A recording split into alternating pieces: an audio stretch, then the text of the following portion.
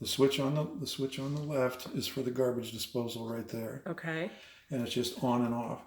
This switch has to always be on because it's the emergency shut-off for the dishwasher. Dishwasher. Okay. Yeah. So what'll happen is somebody will be in here, some contractor or whatever.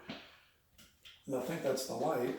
They'll switch it off, and then you come in after they're gone, and you try to do dishes, and like, well, what happened to my dishwasher? It broke down. It didn't break down. You just have to have it turned on. Yeah. Okay.